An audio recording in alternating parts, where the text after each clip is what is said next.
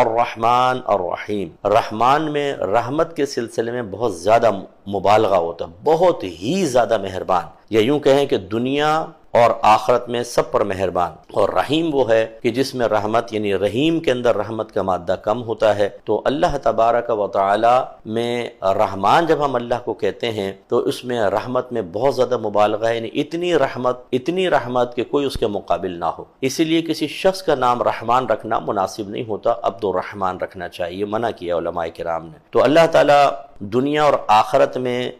رحمت ظاہر فرمائے گا۔ دنیا میں تو سب پر ہی آپ دیکھیں، کفار پر، مرتد پر، مسلمان پر، ہر ایک پہ اللہ تعالیٰ کرم نوازی فرما رہا ہے، اور آخرت میں کفار پر اتنی کرم نوازی ضرور ہوگی کہ اللہ تعالیٰ حساب و کتاب شروع فرمائے گا، اور میدان محشر کی سختی اور تنگی سے وہ کم از کم جہنم کی طرف جاتے ہوئے ایک راحت سی محسوس کریں گے، کیونکہ وہ اتنا خطرناک ماحول ہوگا کہ روایات میں آیا کہ کفار یہ تمنا کریں گے کہ کاش حساب و کتاب کر کے اللہ ہمیں جہنم میں ڈال دے لیکن اس عذاب سے بچائے۔ تو یوں اللہ تعالیٰ کی بڑے کرم نوازی ہے، لیکن جو حقیقی اللہ کا کرم ہے، جو اس کی رضا ہے، وہ صرف مومن کو حاصل ہوگی، دنیا میں بھی اور آخرت میں بھی، اور خصوصاً آخرت میں کفار کے لیے اس میں کوئی حصہ نہیں ہوگا۔ اس اعتبار سے ہمارے وہ بھائی بہن جو چھوٹی چھوٹی چیزوں کے نہ ملنے کی بنا پر احساس محرومی کا شکار ہو کر بعض اوقات اللہ تعالیٰ کی بارگاہ میں شکوہ شکایت کر بیٹھتے ہیں، انہیں سوچنا چاہیے اللہ تعالیٰ نے آپ کو مسلمان بنایا، بغیر آپ کے طلب کیے مسلمان گھرانے میں پیدا کیا، اپنے حبیب کریم صلی اللہ علیہ وسلم کی امت میں پیدا فرمایا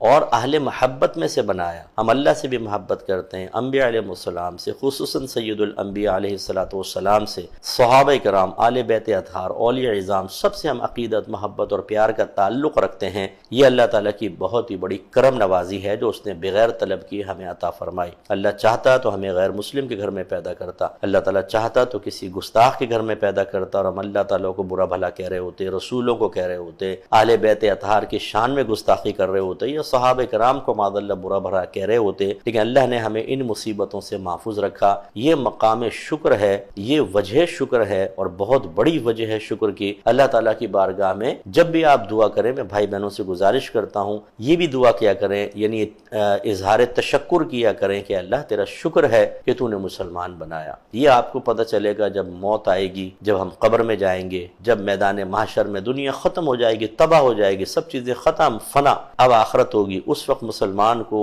اندازہ ہوگا کہ اسلام سے وابستگی کس قدر اہم چیز ہے، اور جو اس سے وابستہ نہیں وہ کس قدر حسرت، پچھتاوے، عذاب اور ذلت میں مبتلا ہوگا۔